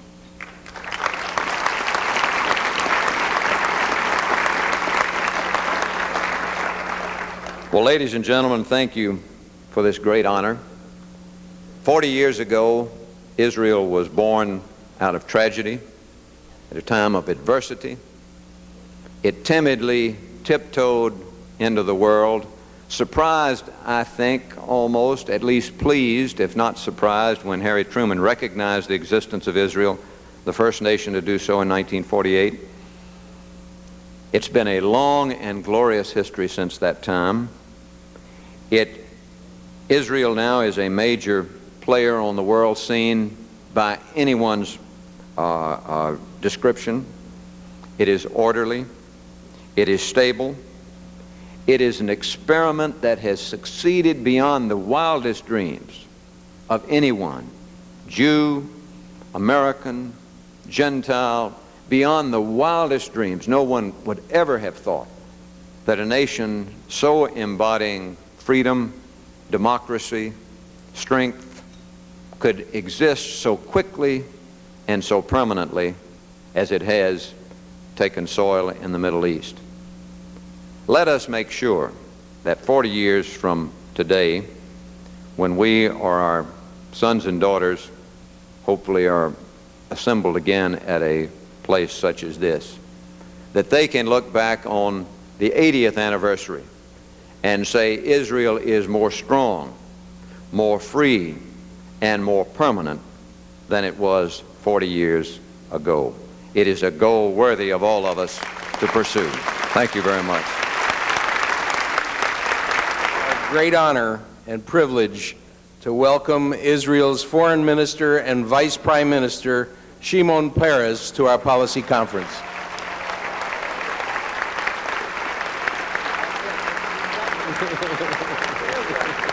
No.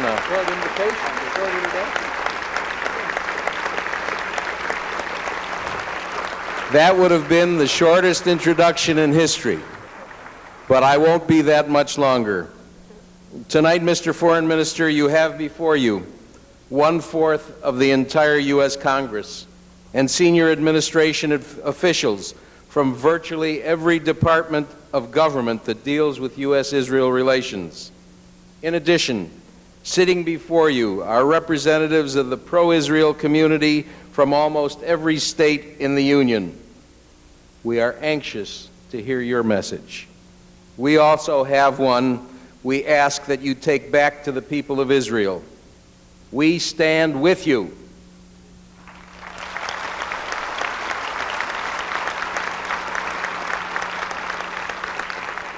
We are united, we are committed, and we are dedicated to ensuring that strong U.S.-Israel relations continue to flourish.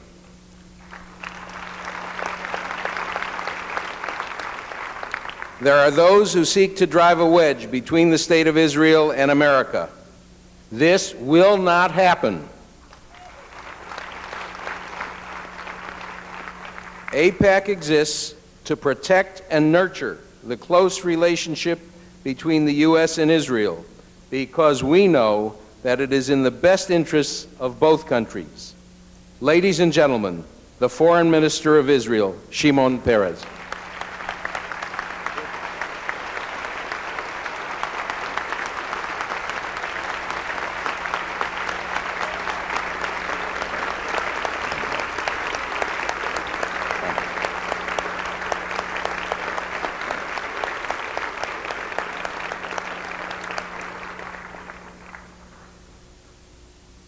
Thank you, Bob. Thank you, Senator McConnell. Thank you, Senator Johnston. Thank you, senators and representatives of the House, for the moving support you have shown to our people and to my country. You are the dearest and the most profound friends that a nation can hope for in the largest democracy history ever known, the United States of America.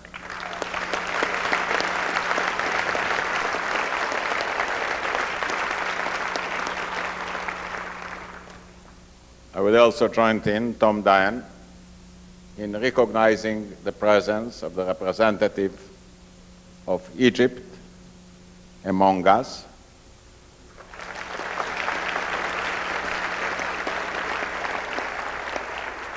You know, for 4,000 years, year after year, we would ask, Ma nishtane halayla hazeh mikol halelot? What makes this evening different from all others? And we meant exodus from slavery. This night, we mean exodus from belligerency.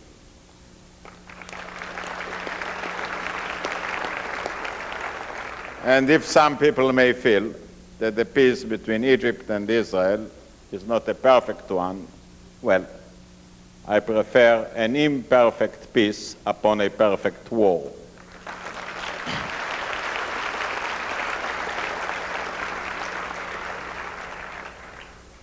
I know that you are worried about the fact that we are divided in Israel. You would like to see us united. Just a minute. If we shall be united, I wonder if we shall remain Jewish. I mean, it doesn't fit us to be united, really, in many ways. But may I say that we are also united. First of all, we are united on one great issue, our friendship and thankfulness to the United States of America.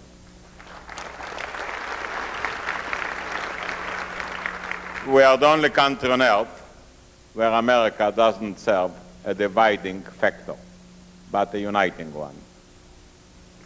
And we are very proud about it, to see your great nation that made freedom a promise, generosity a treat, and peoplehood a mission for a better world.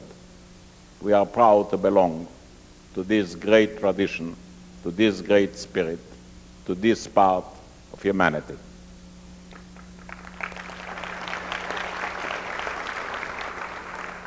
But we are united in another way too.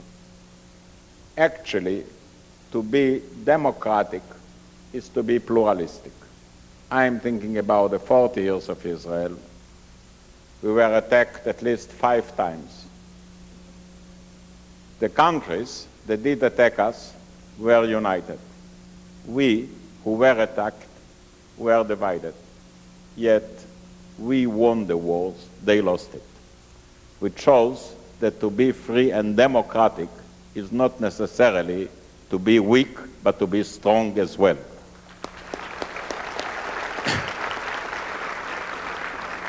We may be divided in our positions, but we are always united in our fronts.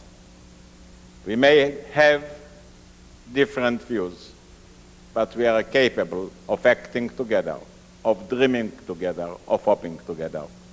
This is the sort of the best combination between freedom and togetherness. Think as you wish, act as you need, and that will typify our future as well. Yes, we think that 40 years of the existence of Israel made things which looked like unbelievable, a reality unprecedented in history. Never before did the people that has lost their land, went to exile, dispersed on the 4 corners on the earth, come together again and become one people. One people, all of us are again, as a miracle, as a contribution to human experience. To come together, to return to a land that was destroyed and burned down, dry and poor, make it flourish again. To come again to a language that was forgotten but in the prayers, and make that language the language of our children, who play in the same words that our prophets visualized the future. To do that, to fight wars and win them, to keep an honest judicial system, to build industry and agriculture, and while fighting, building, and while building, arguing, and while arguing, dreaming and hoping. And one of the greatest things that happened to us is the togetherness of the Jewish people. My very dear friend, Israel would never be what she is without you. And you probably would never be what you are without us.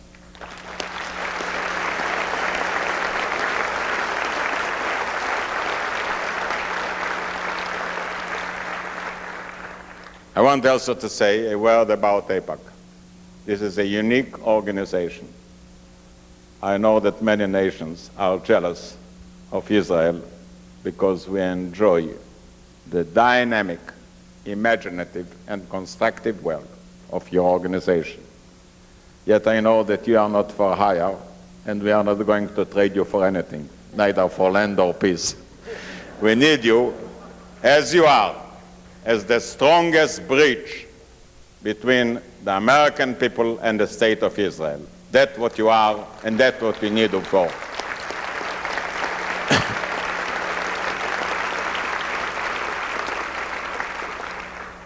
Please continue with this great work, which is not controversial, but agreeable on both sides of the oceans, in both sides of the dream and the need. Now, the 40th anniversary of Israel is not an occasion just to mark important achievements, but to renew our dream again. I was so pleased to see here so many young delegates, young women, young men. They came not just to praise our achievements, but to share our vision and our dream. and we have to make our vision and our dream clear to them, clear to us. And when we are dreaming, we have to do it on a double track.